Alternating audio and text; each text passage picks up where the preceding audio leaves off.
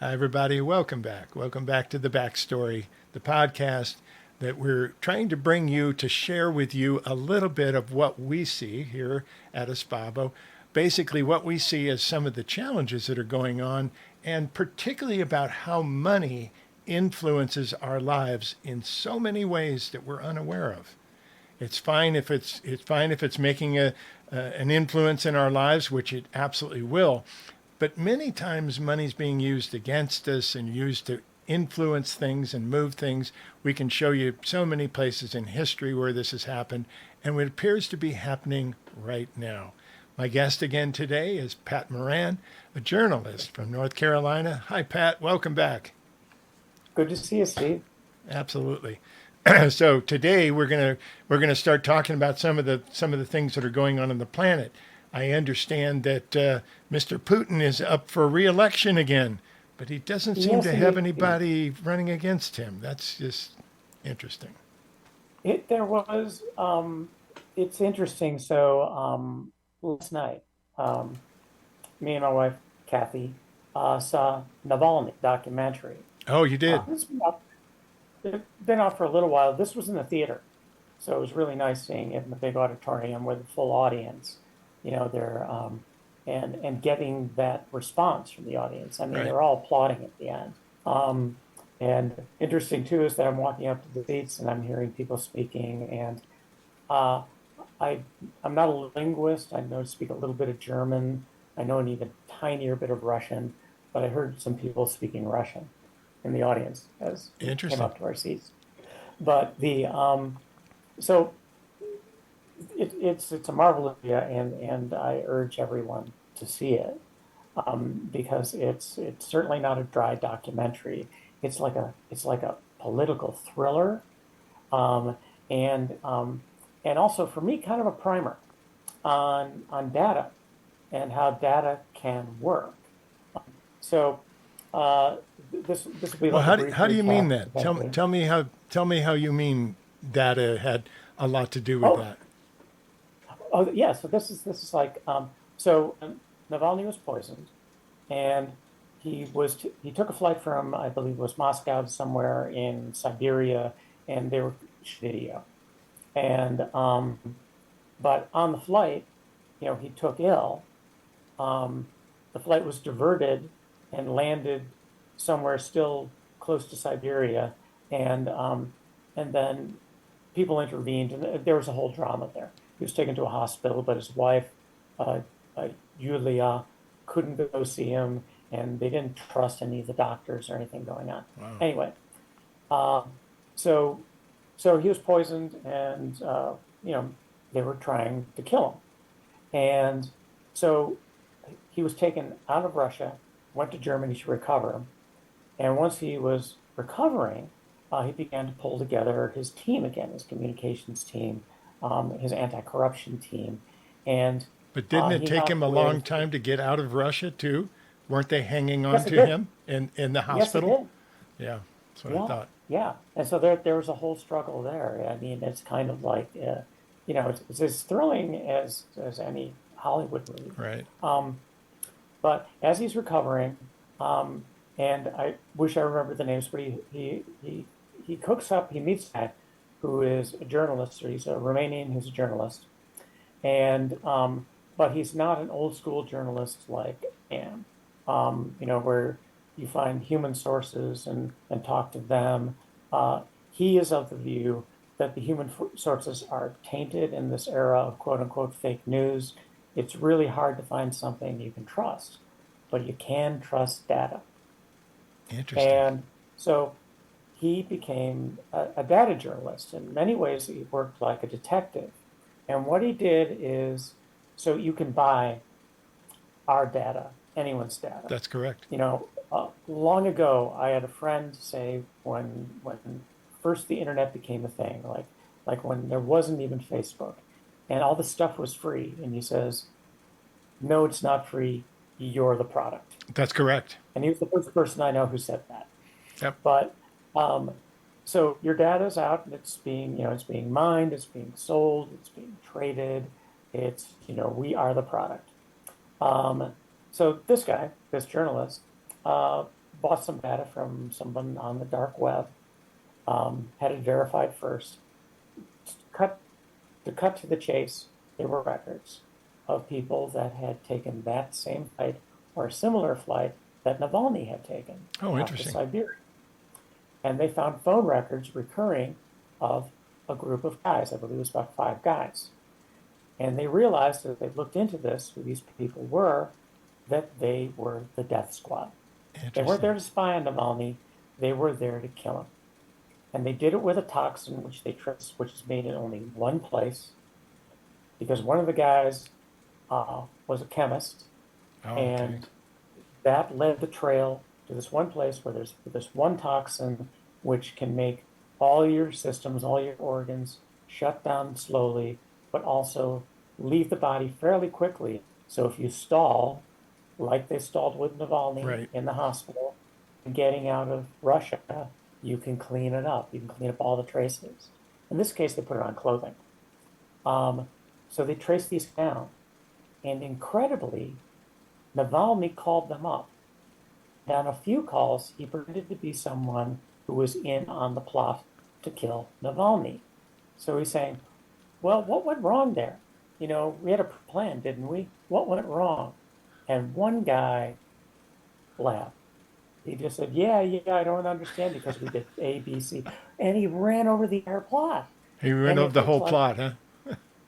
and so they had it, which is just, they had all the proof. Right. And there were so many smoking guns, you know, and, but as I say, it showed the power of data. And there are people who question his bravery in going back to Russia, but he was Yeah, that's convinced going back there was how he was going to affect change. And he knew, you can tell that this man he was a smart man. He knew he was taking a heck of a risk. he knew it. He knew it. Yeah, And he absolutely knew that. and I think it really stirred enough of the Russian people that, I mean, uh, we sometimes talk about the problems we have here with money, with special interests, um, with people who want to overthrow the version of democracy we have, the semi-working version of democracy that we have. Right. And but imagine how worse that is in Russia. And so you've got people that have like a bigger boulder to push, Right. bigger than ours. But I think I think Navalny has sparked something. I hope I so. don't That think it's I going to have be great tamped down. hope. I've traveled to Russia several times. I think I've done 8 or 9 trips there, given seminars in St. Petersburg and also in Moscow. We were going to go to other places, but we basically got tagged by Mr. Putin and his team as a potential problem. So I was told I was in danger. So we stopped going. But I got to know the Right, Russian people. Russian people, right, they're just like us. Everybody's all the same, but they live in a different situation. They feel helpless. And if you ask them about the corruption, if you ask them, because they live with corruption all the time. right. I was going somewhere with a friend of mine was taking me to dinner. He was driving, and my wife and everybody was behind us because he was showing me his brand new car. So he's driving through places. He runs across a problem and he goes down the wrong way street. He goes down the one way street the wrong way. He says, "I'm just going to cut through here and get over here real quick." There was a policeman there waiting for people like him to come through. They pulled him over. He came back to the car after talking to the policeman. He says, "I need Russian cash. How much Russian cash do you have?" Fortunately, I had a fair Mm, amount of Russian cash I gave him. He went over and paid off the cops and came through it. And we talked about it. We talked about it later. He says, well, they don't pay the police very much because the police actually get most of their money from these bribes. So right, people have kind of just accepted that they don't have an influence on the way that they live. They've lived there for so long and they know the government is corrupt. They know different things. There's certainly a whole bunch of people that think Putin is wonderful, absolutely, and support him. But there's a ton of people that just go, it's politics. I'm going to stay out of it. And they don't vote. They don't take these things to heart. And I think Navalny stirred a lot there. I hope so. I have great hopes for the Russian people taking charge of their reality. I really do, because I know them, and I know they'll reach a point where they want something better. And I have great hopes for that. Absolutely. As you say, they're like us, you know. They are And us. Yeah, we're all like, basically the same. We grew up differently, speaking different languages, but we're all the same, all of us. At least so far if that we I've were discovered. if we were there, we'd be keeping our head down probably, Yes, right? exactly. And you know, say things if you say things privately only to a small group of people, even that. But when you see the crowds that Navalny pulled, you know, and I'm not saying a saint. If he had become president of Russia, I'm sure the U.S.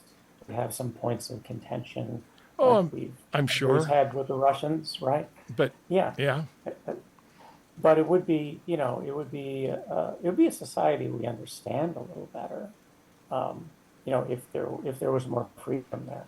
But you know, and we see that happen. You know, we saw the collapse of the Iron Curtain, you know, with countries with yep. dictatorships, again, kind of disappearing almost overnight. That's I my dream. remember That's my dream. Ceausescu in Romania, and Yep. you know, I mean, he was there, and then he wasn't. I'm not saying it was easy, but you know, it's doable. Right. Is the thing, and I think it's doable because of what we all want and who we are. You know, we have idols, but I think it's part of the human spirit, No, I and it's do. there. It's a real thing. I do. Yeah, I do believe the human spirit will awaken from the dream, will start running things differently and throw things out and bring new things in. It's just a question of how much, we have to go through to turn the apple cart upside down and put it all back to get together in a different way. Yeah, I do yeah, believe we're at that point, actually. And when you talk about and data, that is just yeah, fascinating to me to see how data has taken over everything. I think I might have even mentioned this in our first podcast, but I was astounded to hear an official from Microsoft. And I don't know if it was an actual release or if he was just being interviewed.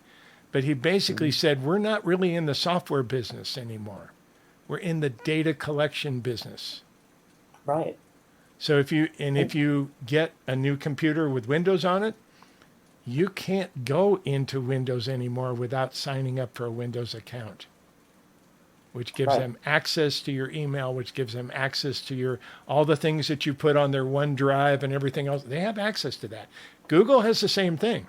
So I'm not saying it's right. just Microsoft is. We're seeing data collection as the most important part of everything because we can be influenced by our data.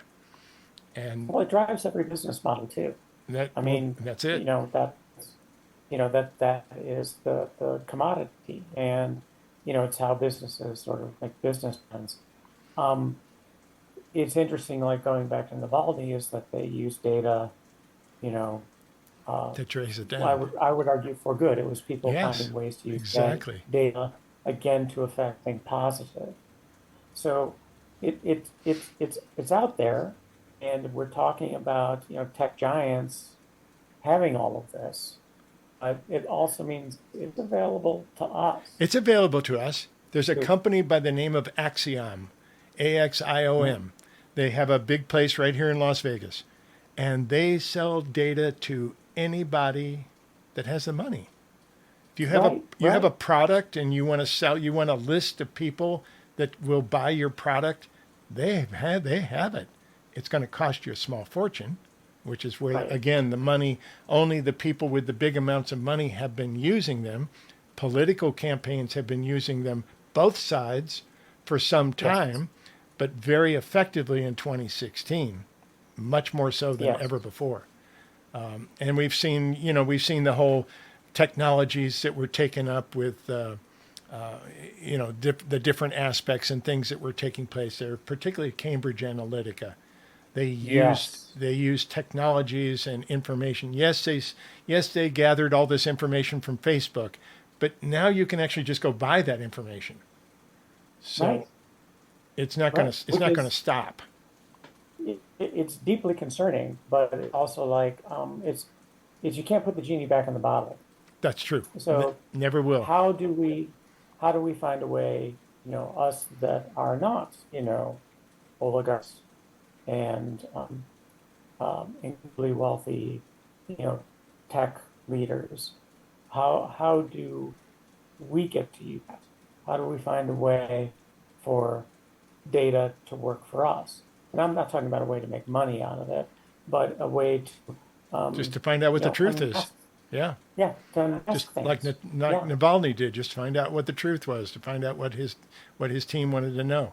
No, I do believe yeah, that's potentials for all of us coming ahead, and I do believe that when people find out about this, which I'm hoping we'll be able to give them a little bit of information about this, because Axiom is not Democratic or Republican. They're not taking sides. They're just money. It's money. It's real simple. They formed a huge business, and they're not the only ones. There's other companies that deal with this as well too. And then, as you mentioned, a lot of it's available on the dark web. A lot of it. yeah, yeah. So, It's I suggest that it is the main commodity on the dark web. There's a lot of stuff there, yep. but I think that that's the Bitcoin Yeah. to Exactly. use as a metaphor. But it's I think every unmasking is a good unmasking Cambridge Analytica, which is still around. They changed their name. They're doing, but I think it's like um, and I can see why people go like throw up their hands and they go, well, they keep coming back. Right. There there's there's an old Irish saying. Actually, I'm not even sure it's an old Irish saying. But I heard it was an old Irish saying when I was young, and it is that the devil comes whistling. The devil And comes the idea is whistling. that That's interesting. yeah, it is that and the way it was explained to me when I was like 10 is that it meant that you might fight you might fight the devil. You might put genie back in the box or whatever, but it's going to come back. It's going to come back over the hill whistling and be a little different. But each time, like I said, you unmask a Cambridge Analytical that you make public uh, all of the Russian ads that were willingly accepted because they flashed rubles to Facebook back in 2016, Right. and Zuckerberg. Every time you pull the mask off, there is power in that because then we know what they're doing. We get to the truth. Um, and I think sometimes people argue, well, it's lost in the news cycle. But and I think it doesn't, but also that just means you do it again. There is kind of uh, I think making the world better for everybody. And it goes back to something you've said previously in another podcast, which is where we get to the point where we're talking to each other. Um, Yes. every time we unmask the money, which wants us in our separate boxes, that's a comfortable business position. That means you can get against warring sides and they're willing to pay. Right. But every time every time we pull the mask off, we get more powerful. The truth does I think set it. It's just I not totally easy. agree with you. I Yeah. think that is true. We have to pull the mask off a lot of times because the money is really good at hiding, Yes. and we absolutely honor that, especially here in the United States. We honor the secrecy of that money can buy, and allow that. That's part of the American dream, I'm afraid. So, It comes with it. It's the dark yeah, side. But it is. every time we unmask the corruption of Clarence Thomas and his briberies and Justice Alito and his shady dealings, um, you know, um, then we hear the Supreme Court concerned that, the public doubts its integrity. That's kind of what makes these things go away or change. The And public, if public opinion goes, they stand for nothing except money, exactly. their power is, it does get knocked down. And then eventually it's replaced with something, hopefully soon, something better. Did you happen to see John Oliver a few weeks ago? He did a No, whole no, he again, did a okay. whole thing. He did a whole half-hour show on Justice Clarence Thomas and exposed all the things that he's done. We all knew this before, but he went through the whole process of explaining all the different corruptions that he's been caught with and all the different things that has been very shady with and with Jenny Thomas, his wife, who is Oh, yeah. absolutely a QAnon supporter. She actually Oh, believed in QAnon and all this other crazy stuff that we see. And then the last 5 minutes, he says, "But I have a solution." He says, "So here's the deal. Since you're in it for money, I personally will pay you $1 million a year if you step down from the Supreme Court in the next 30 days." And he's serious He because was he had the money, serious. He right? had the he Yeah, had the contract there. He yeah. says, "Now we've gone through different things and we believe this is perfectly legal." He says, and he says out here, he says, and to be clear, this isn't coming from HBO, where his thing is. He says, "This is me personally am going to pay you $1 million a year for the rest of your life or the rest of my life if you step down right now." And then on top of that, he said, "We know you like to travel around in your motorhome, so we're going to also throw in this $2.4 million motorhome just to sweeten the deal a little bit." Oh, great. Unbelievable Like a stuff. game show, like The Price is Right. We'll also get. Exactly, Yeah, exactly. yeah. Pull the curtain aside. What's behind curtain number 3? Exactly.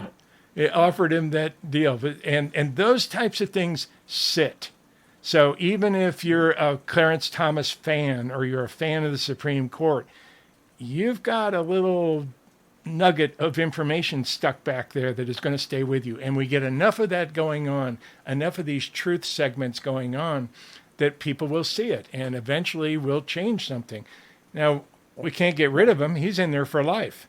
But we can expand the court, which is a really smart idea. Right. We can do a lot of different things if we have a government in place that will do it. That is questionable at this point, so we'll have to wait and see. Yeah, and that's I know, again, in an earlier podcast, I was talking about people getting disaffected with the system. Um, I just urge to say that accept the system. This is what we've got. Yeah, exactly. And and if you think, well, now we got the president in that I wanted, but things haven't changed, it's like, well, he also needs the Senate and the House, unfortunately, because of how we don't get much compromise done. But there are ways forward. There's a local politician who is running for attorney general. His name is Jeff Jackson. He was a sitting congressman. He still is until the term ends, but he was gerrymandered out of his district by a, um, a Republican gerrymandered supermajority that's taken over the state, Right. starting in like 2012. But And a lot gerrymandering, of for people, those who are not familiar with it, because this is international, gerrymandering yeah, means moving the boundaries of a voting district. Some of the voting districts look like this, where they've got one big piece up here, and then they've got this little narrow, and then they get the rest of it, and then they come down here and get this person down here. It's surgically unbelievable how accurate they've gotten this. picking your voters, Yeah. picking your voters. The voters don't pick you. And yeah, and it's very well done. So that we have a supermajority of one party in a state that's pretty much half and half. It's considered a purple state, but you wouldn't know it by looking at who's in power. Right. But this is just, for instance, as Jackson was talking about, what do we do about runaway housing costs? And part of it is pinpointing one of the problems is companies that speculate on buying up entire subdivisions and then sitting on it like it's a commodity. Correct. We need also to get to the mindset that some things in this commodity, that education, public safety, a number of things, education, not businesses, That's not correct. commodities. They need not to be that. But he came up with a short-term plan, which is to make it so difficult for the speculators to make money on the houses by by putting certain taxes and fees on that and restrictions, which can be done. And then municipalities make it illegal and do municipality by municipality. That's a little harder because depending on who runs the state, it could be overturned. That's correct. But the making too expensive to speculate on housing is a way forward. There's ways forward. I Well, guess is the whole point. that is what they actually have in Belgium.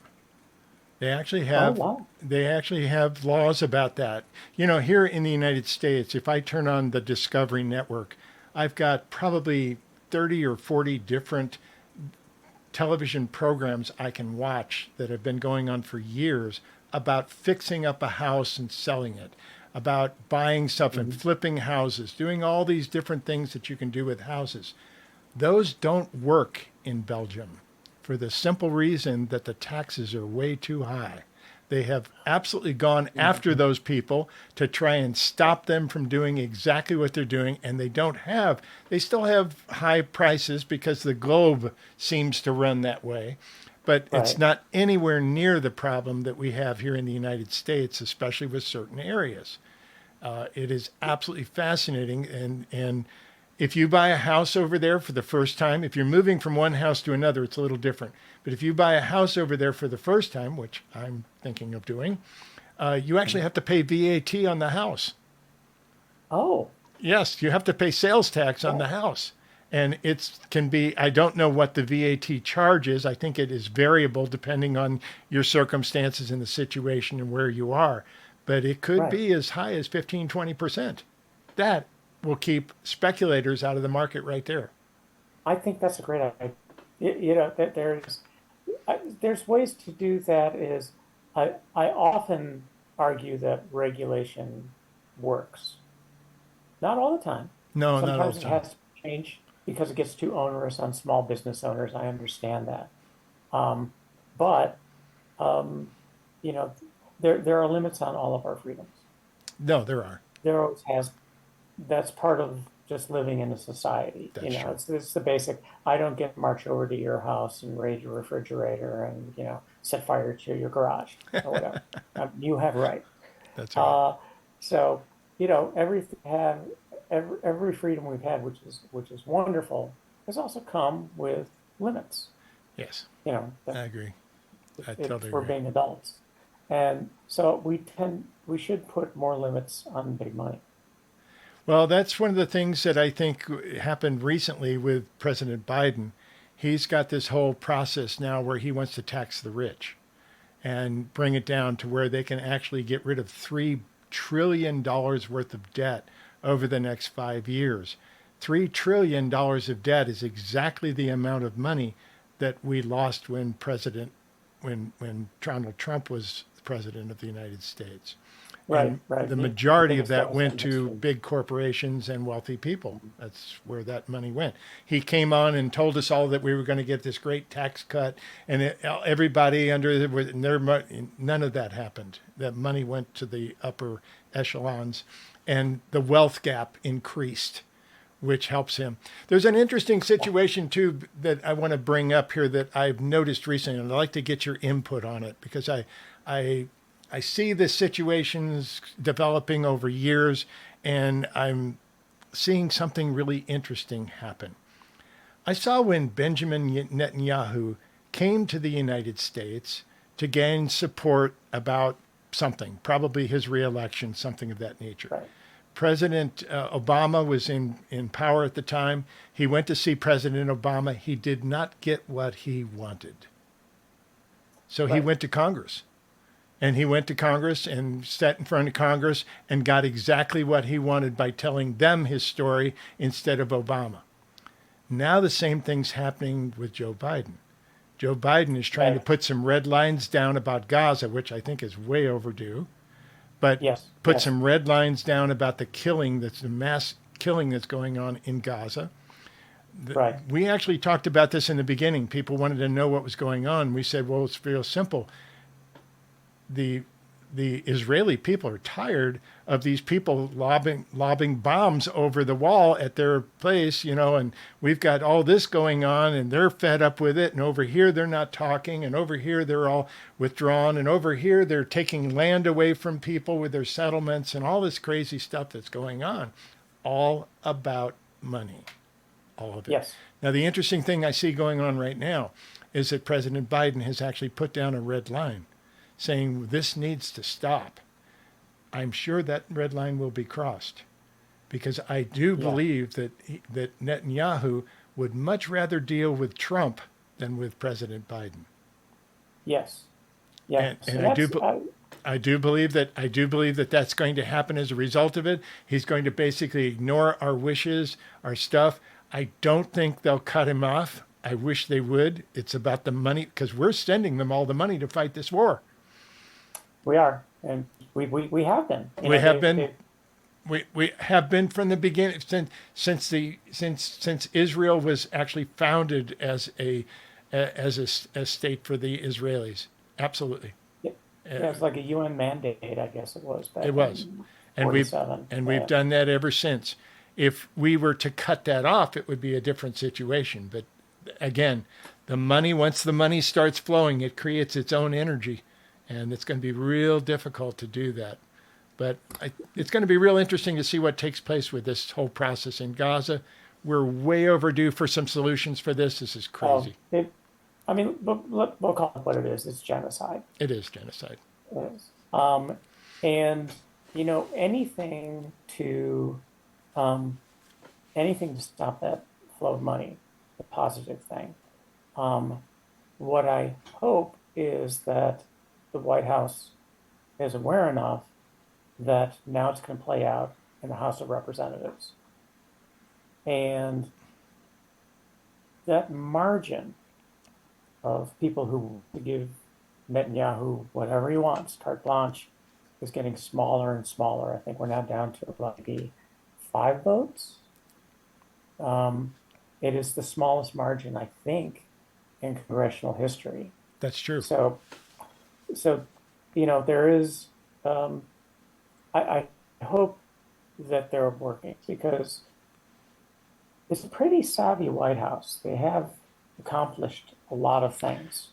They've actually accomplished quite a lot, but they don't know how to toot their own horn. That's true. Exactly. But I do think that they're being stopped by mainstream media, by how they weigh it, by how they both sides it. And legitimize things the Trumpers doing, which are frankly illegal, and then downplaying.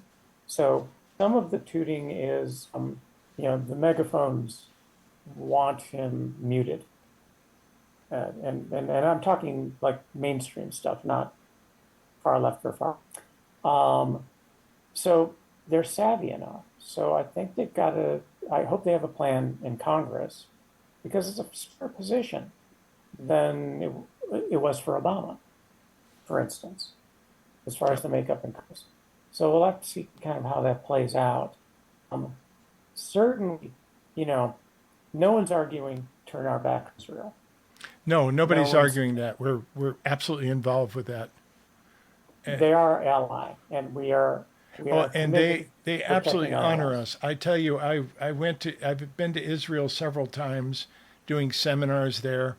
They are so appreciative of the United States. I was put on a pedestal. Just buying stuff in the, they wanted to know more about me. They wanted to know more about the United States. They wanted to know where I lived. I told them Las Vegas. They said, which hotel, so. They're not far from the truth. Right? Yeah, exactly. So basically we had some interesting things, but we had a space. We did a free seminar. I think we drew about 300 people in the middle of the week, and they showed up with television cameras. and video broadcast the whole thing. The channel, I did a special channel for them. I did everything else. So we actually did that whole process there. So we were really highly regarded, mostly because we were from America. It was really interesting. You could tell that they just put us on a pedestal automatically without even knowing who we were, without reading any of my books, although 5 of my books were translated into Israeli, into Hebrew. So yeah, it was a really interesting comparison to see how things were so different over there. So yeah, we have supported their. I'm sorry, I did. That's okay. What was your take on just the average people that you met? Maybe the subject didn't come up, but the conflicts, the Arab-Israeli conflict. Did that come up? Did you get any viewpoint on that? I never brought any of that up. We went there not to talk to them or communicate with them. We went there to do channelings, to teach our course, Right. to teach our classes. So we had a few places where there was open question and answers, but that never came up. It never came up. I mean, I think sometimes we assume that's always on the top of their minds because that's the picture we get of them, through our media. But I do wonder just how many people just like, I'm over this, and we want this to stop. Well, there's a lot of people that are really frustrated with the whole thing on both sides of having, obviously Gaza being held behind guarded gates and all the craziness that was going on there. Right, and the famine and them actually electing Hamas leaders in a free, open election. So there's a lot of well, the thing about them electing Hamas is that most Gazans weren't old enough to vote. Interesting. I mean, that election was so long ago. So sometimes it comes up that, well, if you elected Hamas, it's like, not really.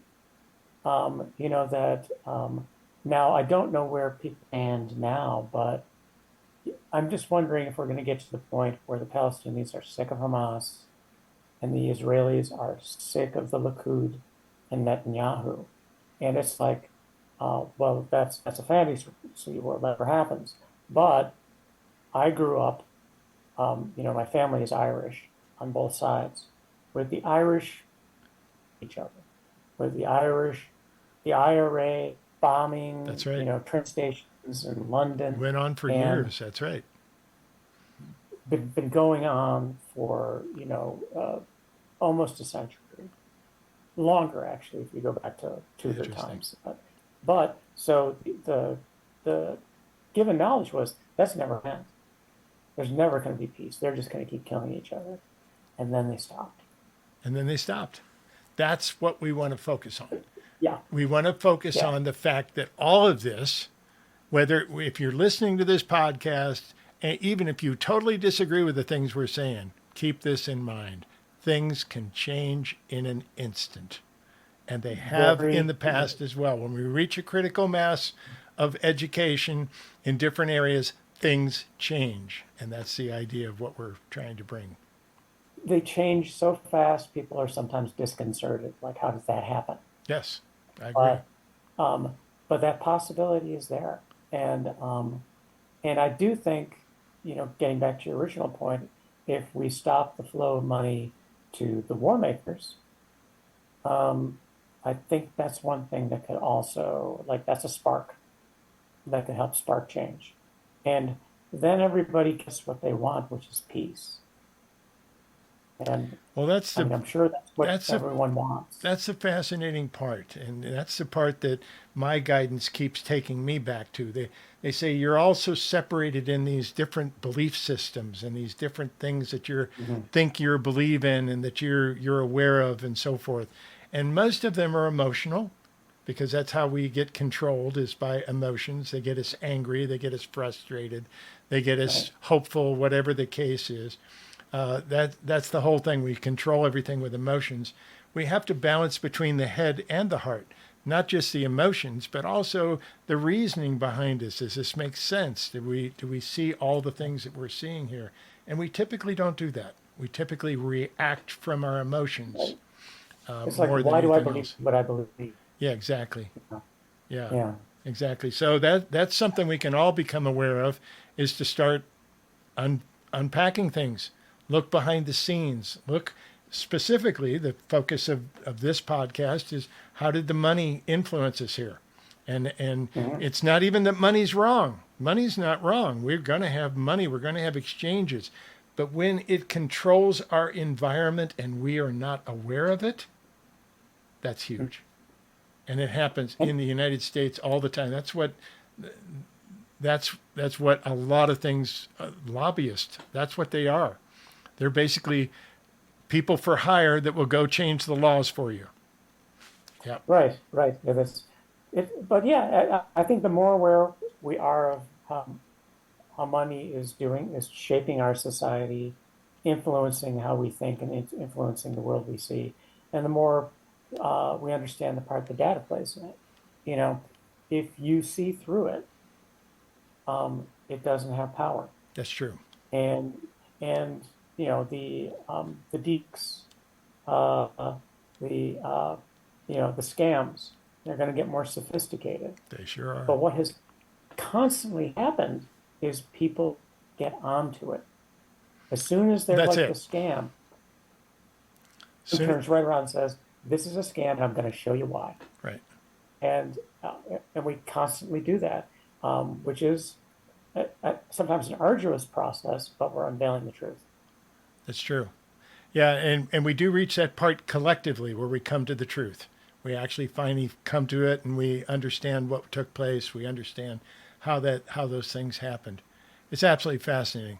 Pat, we're Yeah, at the end of our time here, but I wanted to thank you for being here today and sharing your thoughts with us and so forth. It's really helpful to have different views of what's going on here on the planet. thank you. But It's this is been a pleasure, Steve. good. Well, this is the backstory. This is the idea of our podcast here today. We want to talk about specifically about how money affects us in different ways. And Pat Moran, journalist from North Carolina, thank you so much for being with us, Pat.